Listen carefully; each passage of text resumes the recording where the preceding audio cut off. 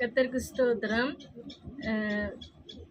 இந்த தோட்டம் சொல்லும்போது மாந்தோட்டம், தென்னந்தோட்டம், பூந்தோட்டம் அப்படி சொல்லுவோம் நம்ம.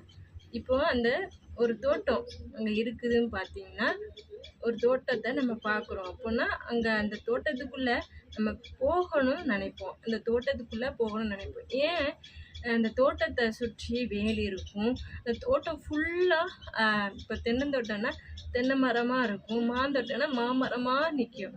அந்த தோட்டத்தில் போய் என்ன செய்யலாம்? நிழல் கிடைக்கும், அங்கே நல்லா காற்று வரும், ஒரு அமைதியான இடமாக இருக்கும், நல்லா அருமையாக இருக்கும். அப்படி அந்த தோட்டங்கள் இருக்கும். நம்ம பார்க்கும் பொழுதே அதில் போகணும், உள்ளே போகணும்னு ஆசைப்படுவோம். ரோஜா தோட்டம்னா ரோஜாவாக இருக்கும், அதை அழகை பார்க்கறதுக்காக நம்ம உள்ளே போகணும்னு நினைப்போம். அப்படி நம்ம போக நினைக்கிறோம். அப்போது நம்ம உடனே உள்ளே போக முடியாது. அந்த தோட்டத்துடைய உரிமையாளர்கிட்ட நம்ம பெர்மிஷன் கேட்டு நம்ம உள்ளே போய் தான் ஆகணும். பெர்மிஷன் கேட்டு தான் ஆகணும். பெர்மிஷன் கேட்டால் அவங்க ஓகேன்னு சொன்னால் நம்ம உள்ளே போகலாம், போய் பார்க்கலாம், சுற்றி பார்க்கலாம். அதே போல தான் வேதாகமத்தில் ஒரு தோட்டம் இருக்குது. அது என்ன தோட்டம்னா ஏதேன் தோட்டம். ஏதேன் தோட்டம் அது கர்த்தர் மனுஷனுக்குன்னு ஏற்படுத்தின ஒரு தோட்டம். மனுஷனுக்கு இது எதெல்லாம் வேண்டுமோ முக்கியமானது இது அது எல்லாமே மரம் இருந்துச்சு. அங்கே எல்லாமே பறவைகள், விலங்குகள், தண்ணி, எல்லா வசதியும் இருந்திருக்கும். பாருங்க, அவ்வளோ அழகா ஆண்டவர் உருவாக்கி ஆதாம் ஏவாள் இடத்துல கொடுத்துருந்தாங்க. அந்த இடத்துக்கு என்னெல்லாம் செய்யணுமோ அவங்களுடைய காரியம் அந்த வேலையெல்லாம் செய்வது. பாருங்க, அப்படி நல்ல ஒரு இடத்த ஆண்டவர் அவங்களுக்கு கொடுத்தாங்க. அவங்களுக்கான இது எப்படி கிடச்சிச்சு? சுதந்திரமாக கிடச்சிச்சு, எந்த இதுவுமே இல்லாமல் அவங்களுக்கு அவங்க பெற்றுக்கொண்டாங்க. அதை நல்ல போஜனம், வேண்டிய தேவைகள் எல்லாமே அந்த தோட்டத்துக்குள்ளேயே இருக்குது. அவங்க ஆண்டவர் பிரசன்னத்தை அவங்க அனுதினமும் அந்த இடத்துல பெற்றுக்கொண்டாங்க. ஆனால் ஒரு காலத்தில், ஒரு கட்டத்தில் அவங்க ஆண்டவர் சொன்ன காரியத்தை அந்த தோட்டத்தில் மீறினாங்க. ஆண்டவர் அங்கே நிறைய பழங்கள் இருக்குது, அந்த ஒரு கனியை மட்டும் நீ சாப்பிட வேண்டாம்னு சொல்லி ஆதாம் ஏவாள்கிட்ட சொல்கிறாங்க. ஆனால் என்ன செய்கிறாங்க? அவங்க அந்த காரியத்தில் வஞ்சிக்கப்பட்டாங்க. வஞ்சிக்கப்பட்டதுனால அந்த கனியை அந்த பார்வையில் அவங்க சாப்பிட்டாங்க. சாப்பிட்டு அதை ஆண்டவருக்கு மறைத்தாங்க, ஆண்டவர் இடத்துல பொய் சொன்னாங்க.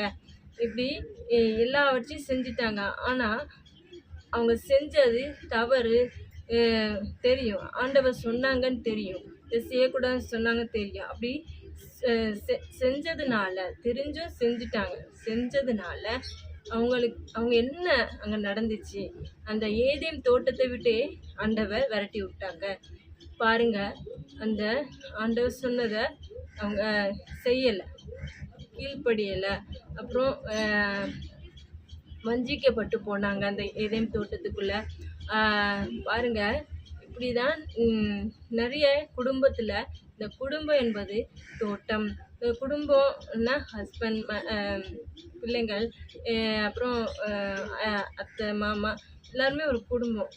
நமக்கு எல்லாமே இங்கே நம்மளுக்கு கிடைக்குது. ஆனால் நம்ம ஆண்டவர் கூட இருக்கணும், ஆண்டவர் பிள்ளைகளாக நடக்கணும். நம்ம தப்பு செஞ்சோம்னா இந்த குடும்பம் என்ன ஆகும்? உடைக்கப்படும், இந்த குடும்பம் கஷ்டப்படும். அங்கே ஆதாம் ஏவாளும் அந்த ஏதேன் தோட்டத்தை விட்டு விரட்டப்பட்டதுக்கப்புறம் அவங்க வாழ்க்கை ஃபுல்லாக கஷ்டத்துலே தான் இருந்தது.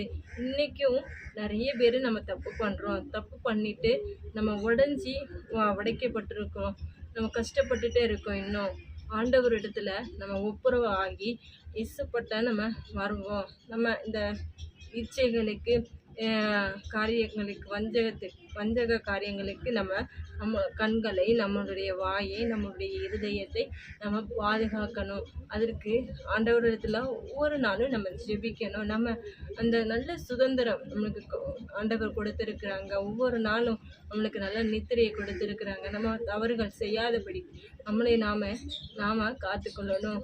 ஆண்டவர் இருக்கிறாங்க நம்ம கூட. ஆனால் நம்ம ஆண்டவர் சார்ந்து இருக்கணும். பாவம் நமக்குள்ள இந்த ஆதாம் ஏவாள் வஞ்சிக்கப்பட்டாங்க. அதே போல் நமக்கு வரும். ஆனால் அதில் நம்ம அதை ஆண்டவர் சொல்லியிருக்கிறார், அந்த பயம் நமக்குள்ளே இருக்கணும். நம்ம எழும்பி நம்ம அந்த காரியத்தில் நம்ம அதை கண்டுக்காமல் நம்ம ஆண்டவர் சொன்ன காரியத்துக்கு நம்மளுடைய வழிகள் இருக்கணும். ஓகே, இந்த வார்த்தைகள் உங்களுக்கு பிரயோஜனமாக இருந்தால் லைக் பண்ணுங்கள், மறக்காமல் சப்ஸ்கிரைப் பண்ணிடுங்க. தேங்க்யூ. God bless you.